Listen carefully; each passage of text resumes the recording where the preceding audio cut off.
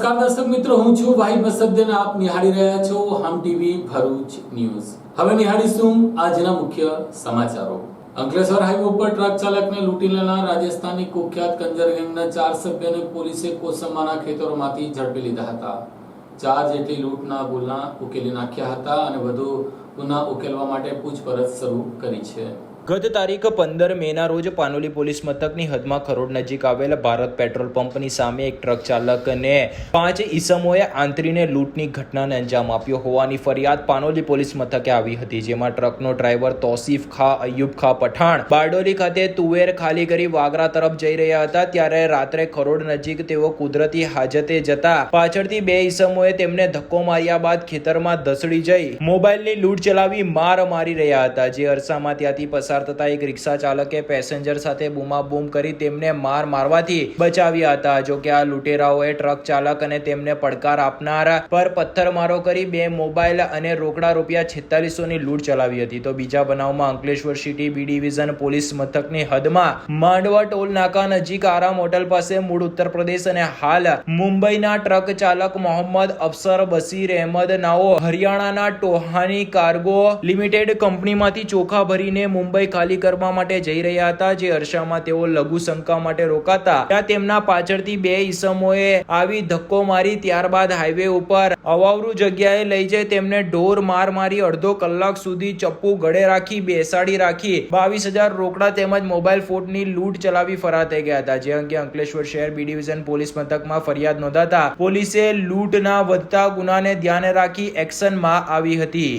આ જે ગુનાનો પહેલો જે ગુના જે છે એ છે સંખ્યાબંધ જે લૂંટ છેલ્લા સમયથી થતી હતી પાનોલી, અંકલેશ્વર બી ડિવિઝન વિસ્તાર તથા સુરત ગ્રામ્યના વિસ્તારમાં જે રોડ ઉપર એક કરંજ ગેંગ જે છે એ લૂંટ કરતી હતી. તેને પકડવામાં, તેને ડિટેક્ટ કરવામાં ભરૂચ પોલીસ એલસીબી ટીમ તથા સ્થાનિક પોલીસની સહિયારી મહેનત તથા એક્શનને કારણે એને પકડવામાં, ડિટેક્ટ કરવામાં સફળતા મળી છે. લૂંટના ગુનાની ગંભીરતાને ધ્યાને રાખીને પોલીસે તપાસ કરવા માટે ગુનાના સ્થળની મુલાકાત કર્યા બાદ આજુબાજુના સીસીટીવી ફૂટેજ ખંખોળ્યા હતા. જેમાં પોલીસને તપાસ દરમિયાન માહિતી મળી હતી કે લૂંટના ગુનાને અંજામ આપનારા ઈસમો કોસંબા જકાત નાકા પાસે ખુલ્લા ખેતરમાં પડાવમાં હાજર છે. જે બાતમીના આધારે પોલીસે કોસંબા ખાતેથી 4 શકમંદોની અટકાયત કરી તેમની પાસેથી મળી આવેલ મોબાઈલ ફોન અને રોકડા બાબતે યુક્તિ પ્રયુક્તિ પૂર્વક પૂછપરછ કરતા તેઓ ભાંગી પડ્યા હતા અને અંકલેશ્વર શહેર બી ડિવિઝન પોલીસ મથકની હદમાં 1, જ્યારે પાનોલી પોલીસ મથકની હદમાં 2 અને કોસંબામાં 1 મળીને કુલ 4 ગુનાને અંજામ આપ્યો હોવાની કબૂલાત કરી હતી.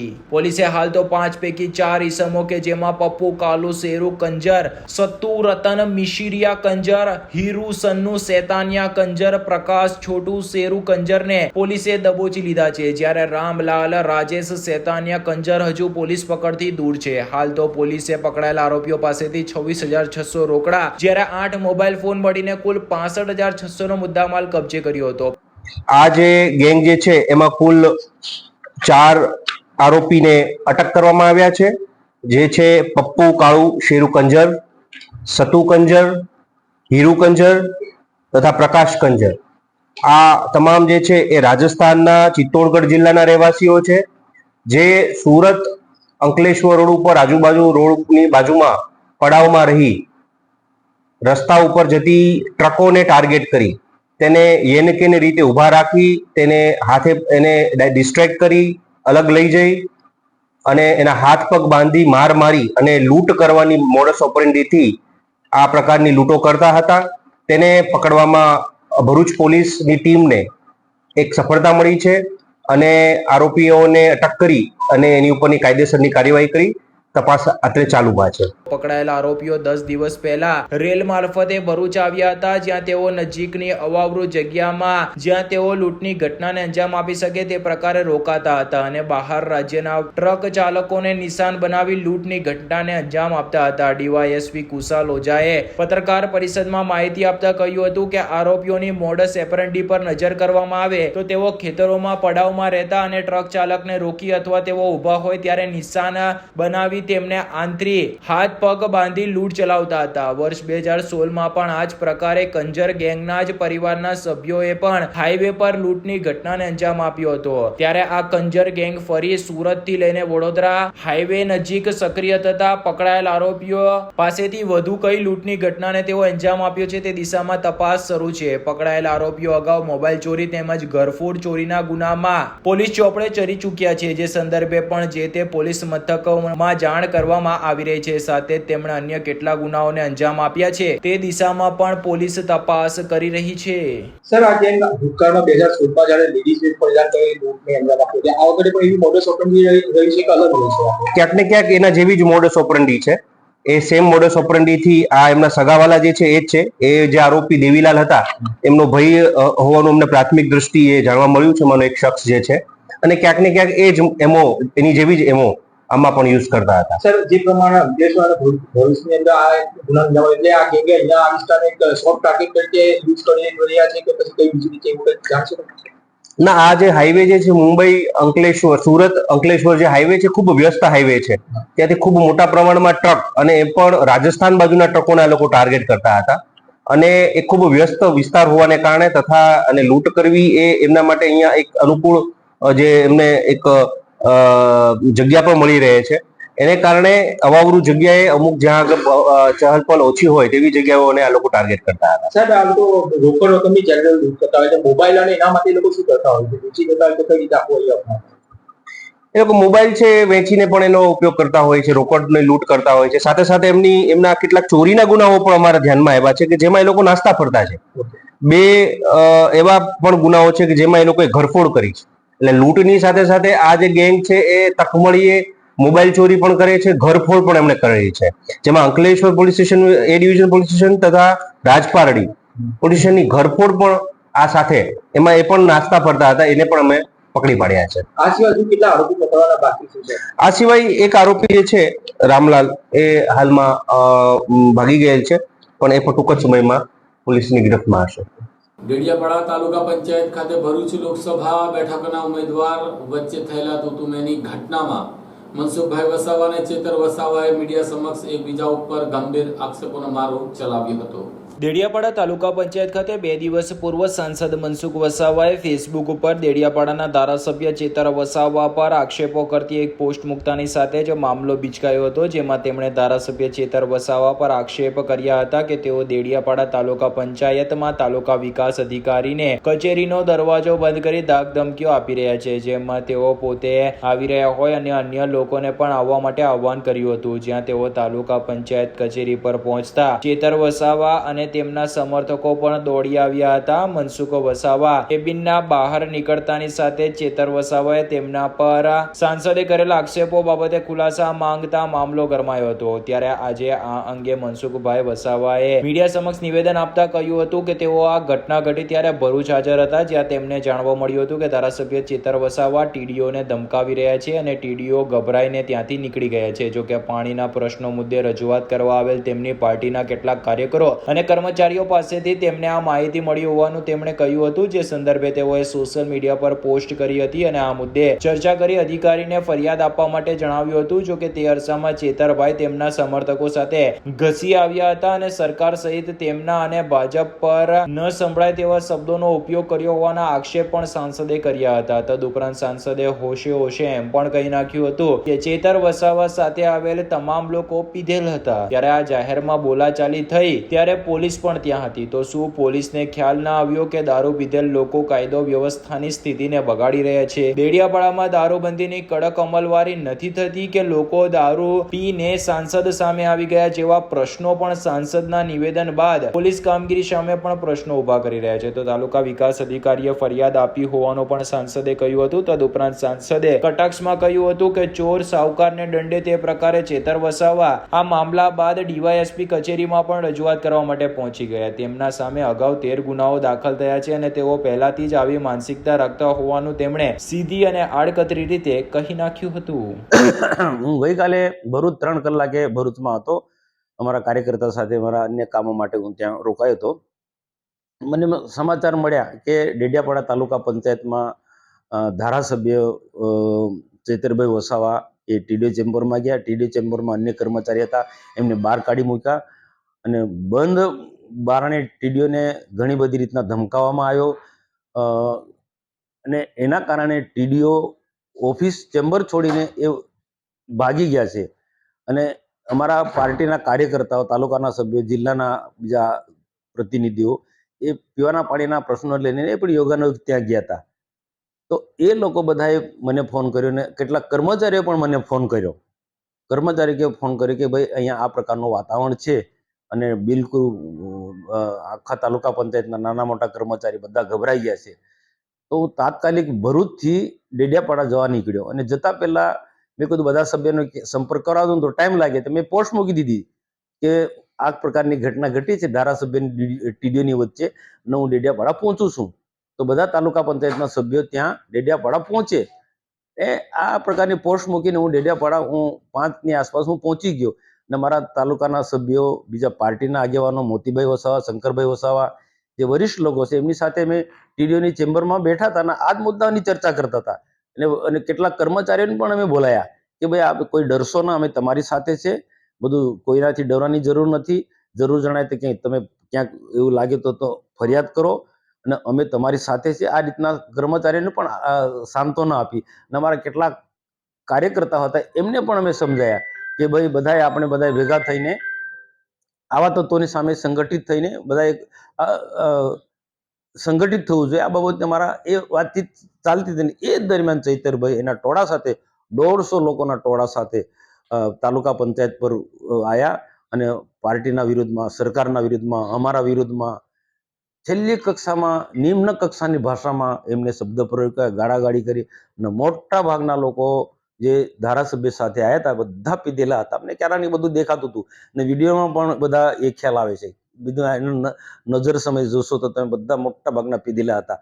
તો આ ધારાસભ્યને ન શોભે એ પ્રકારનું એને કૃત્ય કર્યું. તો સામે ચેતર વસાવાએ મીડિયા સમક્ષ માહિતી આપતા કહ્યું હતું કે તેમની ઓફિસના કેટલાક લોકોએ તેમને સાંસદની આ પોસ્ટ બાબતે જાણકારી આપી હતી, જેમાં સાંસદ આચારસંહિતા વચ્ચે પણ જાહેર આમંત્રણ લોકોને આપી માહોલ બગાડવાનો પ્રયાસ કરતા હોવાના તેમણે આક્ષેપો કર્યા હતા. તો વધુમાં તેમણે ઉમેર્યું હતું કે તેઓ છેલ્લા 6 મહિના સુધી ગેરહાજર હોય અને તેમની ગેરહાજરીમાં મનરેગામાં 22 કરોડ, વિકાસશીલ તાલુકામાં 4 કરોડ, FRAમાં 3.90 કરોડ, જ્યારે આદર્શ ગામમાં 3 કરોડ સહિત અન્ય યોજનાઓમાં મંજૂર થયેલ ગ્રાન્ટની રકમ અંગે માહિતી મેળવવાનો પ્રયાસ કરતા હોય. મનસુખ વસાવાને કદાચ ખ્યાલ આવી ગયો હશે કે આ તપાસ થાય તો રેલો કમલમ સુધી પહોંચશે તેવા પણ તેમણે ગંભીર આક્ષેપો કરી નાખ્યા હતા. કહી શકાય કે ચેતર વસાવાએ સીધી અને આડકતરી રીતે આ મામલામાં ભાજપની સંડોવણી હોવાના આક્ષેપો કરી નાખ્યા છે. વધુમાં તેમણે કહ્યું હતું કે સાંસદે ટીડીઓને પણ ફરિયાદ આપવા માટે દબાણ કર્યું હતું, તો ત્યાં સીસીટીવી પણ હાજર હોય. ટીડીઓએ પણ ફરિયાદ આપવા તૈયાર ના થયા હોવાનું ચેતર વસાવાએ કહ્યું હતું. સાથે તેમણે આ બાબતે મનસુખભાઈ પાસે પોસ્ટ અંગે ખુલાસા માંગતા મનસુખભાઈ અને તેમના બાજુમાં ઉભેલ બુટલેગર તેમના પર ઉશ્કેરાઈ ગયા હોય અને ગમે તેમ બોલવા લાગ્યા હોવાનું તેમણે કહ્યું હતું. અત્રે ઉલ્લેખ કરવો રહ્યો કે તેમણે મીડિયા સમક્ષ નિવેદન આપતા કહ્યું હતું કે સાંસદના બાજુમાં ઉભેલ બુટલેગર. ત્યારે સવાલ એ પણ થાય છે કે શું સાંસદ બુટલેગરોને લઈને સાથે ફરે છે? એવા પણ અનેક પ્રશ્નો ઉઠી રહ્યા છે. હાલ તો બંને ભરૂચ લોકસભાના ઉમેદવારોએ બુટલેગર અને પીધેલ આમ 2 શબ્દોના ઉપયોગ કરી દારૂબંધીની તો ડેડિયાપાડામાં કેવી અમલવારી થાય છે તેના પર પ્રશ્નો ઉભા કરી નાખ્યા છે. વધુમાં ચેતર વસાવાએ કહ્યું હતું કે આ મામલે જો ખોટી ફરિયાદો તેમના પર કરવામાં આવશે તો તેઓ જવાબ આપતા અચકાશે નહીં, તેમ પણ તેમણે ઉમેર્યું હતું. ગઈકાલે હું મારી ઓફિસ પર હતો ત્યારે 4:30 વાગે મારા ઓફિસ બોય જે છોકરો હોય છે એને મને બતાવ્યું કે સાહેબ શ્રી તમારા નામજોગ મનસુખભાઈએ પોતાની આઈડી પર પોસ્ટ કરી છે. ત્યારે એમનું ફેસબુક, ટ્વિટર અને ઇન્સ્ટા પર મેં જોયું તો એમણે મારા પર આક્ષેપ કર્યા હતા કે મેં તાલુકા વિકાસ અધિકારીને ધાકધમકી આપી છે, અધિકારીઓ સાથે ગેરવર્તણૂક કરી છે અને ડરનો માહોલ મેં પેદા કર્યો છે. અને મનસુખભાઈએ બીજું પણ લખ્યું હતું કે બધા લોકો ત્યાં તાલુકા પંચાયત પહોંચો, હું પણ નીકળી ગયો છું. એટલે આ આચારસંહિતાના માહોલમાં બધા લોકોને જાહેર આમંત્રણ આપીને ત્યાં ભેગા કરવું, માહોલ બગાડવો, મને રાજકીય રીતે વેતરી કાઢવાનો જે મનસુખભાઈએ પ્રયાસ કર્યો છે ત્યારે એમને અમે વખોડી કાઢીએ છીએ. અમે તો તાલુકા પંચાયતમાં કાયમ જ જઈએ છીએ. ગઈકાલે પણ અમે ટીડીઓને મળીને આવ્યા હતા. મનરેગા, નલ સે જલ તમામ યોજનાકીય બાબતે એમણે મને પ્રગતિ રિપોર્ટ પણ આપ્યો હતો. ત્યારે હું માનું છું કે આવનારી 4 જૂને જે મતગણતરી છે ત્યારે મનસુખભાઈ અને એમની ટીમમાં એક ડરનો માહોલ હોઈ શકે કે ચૈતરભાઈને આટલા દિવસોમાં કોઈ ખોટા કેસમાં ફસાવીને જેલમાં મોકલી આપીએ, એવું પણ કંઈક હોઈ શકે. અને બીજું એવું માનું છું કે મેં જે યોજનાઓ બાબતે પૂછ્યું કે મેં 6 મહિનાની મારી ગેરહાજરી દરમિયાન મનરેગામાં 22 કરોડ ચૂકવણા થઈ ગયા, વિકાસશીલ તાલુકામાં 4 કરોડના કામ થઈ ગયા, FRAમાં 3 કરોડ 90 લાખના કામો થઈ ગયા, આદિ આદર્શ ગ્રામમાં 18 કરોડનું થઈ ગયું. તો આ બધી યોજનાઓ એટીવીટી હોય, વિવેકાધીન હોય, બધી યોજનાઓમાં મારી ગેરહાજરીમાં બારોબાર બિલો બન્યા છે. ત્યારે આ તમામ યોજનાઓમાં કદાચ એમને ખબર પડી હશે કે આવનાર દિવસોમાં આ તપાસનો રેલો કમલમ સુધી પહોંચે, એટલે મનસુખભાઈ તાબડતોડ ડીડીયાપાડા આવી ગયા. અને અમે તો ત્યાં જ હતા, મનસુખભાઈ એમની ચેમ્બરમાં બેઠા હતા કલાક સુધી. ટીડીઓને એમણે દબાણ ઊભું કર્યું, પીઆઈને બોલાવી લીધા ફરિયાદ લેવા માટે. ટીડીઓએ 2 હાથ જોડીને કીધું કે સાહેબ આવું કંઈ થયું નથી, સામે સીસીટીવી કેમેરા પડેલા છે. ટીડીઓ બહાના કાઢીને ટીડીઓ રજા લઈને નાહી ગયા. ત્યારે પછી પણ મનસુખભાઈ અડધા કલાક ત્યાં બેઠા હતા, અમે બહાર ઊભા હતા. ત્યારે મનસુખભાઈ પર અમે ખુલાસાની વાત કરી તો મનસુખભાઈ હું પોતે સાંસદ છું, અમારી સરકાર છે એમ કરીને ઉશ્કેરાઈ જઈને, એમની બાજુમાં એક બુટલેગર હતા એ પણ ઉશ્કેરાઈ જઈને જે અમારી સાથે એમનો વર્તન વ્યવહાર કર્યો છે એ બદલ અમે પોલીસ સ્ટેશને ડીવાયએસપીને લેખિત જાણ પણ કરી છે. અને આ ચૂંટણીના માહોલમાં પૂર્વ આયોજિત ગેરકાયદેસર મંડળી બનાવીને આવો શાંતિનો માહોલ ઢોળાવવા માટે અને મારી રાજકીય કારકિર્દીને ખતમ કરવા માટે જે મનસુખભાઈએ પ્રયાસો કર્યા છે એમાં યોગ્ય કાર્યવાહી થાય એ અમે માનીએ છીએ. અગર ભૂતકાળની જેમ ખોટા કેસ ઊભા કરવામાં આવશે ને અમને અમારા આગેવાનોને જો હેરાન કરવામાં આવશે તો આ વખતે અમે તૈયાર છે, અમારા સમર્થકો તૈયાર છે. અમે ઈંટનો જવાબ પથ્થરથી મનસુખભાઈને આપીશું અને શાંતિનો માહોલ બની રહે માટે અમારા પ્રયાસો છે. ત્યારે પોલીસને પણ અમે કોઓપરેટ કરીએ છીએ, વિનંતી કરીએ છીએ કે આવનાર દિવસોમાં 5 આગેવાનોને બેસાડીને જો આનું નિરાકરણ કરાવવા માંગતા હોય તો અમે એ રીતે પણ તૈયાર છે. અને શાંતિનો માહોલ બને એ જ અમારા પ્રયાસો રહેશે. એ જ આપના માધ્યમથી સૌને હું જણાવવા માંગુ છું.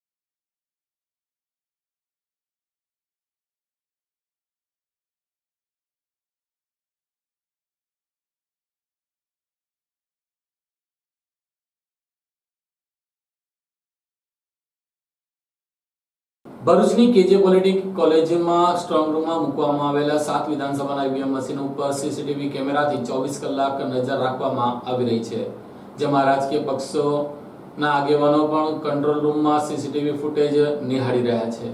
ભરૂચ આમ આદમી પાર્ટીના પ્રતિનિધિઓ ઈવીએમના સ્ટ્રોંગ રૂમ નજીક ગોઠવાયા. 4 જૂન સુધી ઈવીએમ પર બરાબર સચવાય છે કે નહીં તે જોવા માટે કોંગ્રેસ આમ આદમી પાર્ટી એ ખાસ રણનીતિ ઘડી છે, જેમાં બેઠકોમાં આમ આદમી પાર્ટી અને કોંગ્રેસ જીતી શકે તેવી બેઠકો પર ઈવીએમમાં જ્યાં રાખવામાં આવે છે ત્યાં રાત દિવસ 24 કલાક નજર રાખવામાં આવી છે, જેમાં કોઈ કોર્પોરેટ ઓફિસમાં શિફ્ટ કર્મચારીઓ કામ કરે તેવી રીતે રાજકીય પક્ષોના કાર્યકરો ડ્યુટી પર લાગી ગયા છે. હાલ ભરૂચ લોકસભાના ઈવીએમ મશીન પોલિટેકનિક કોલેજના સ્ટ્રોંગ રૂમમાં અર્ધલશ્કરી દળો સહિત સુરક્ષા ટીમોના વચ્ચે બંદોબસ્ત અને સીસીટીવી કેમેરાથી સજ્જ સ્ટ્રોંગ રૂમમાં મૂકવામાં આવે છે.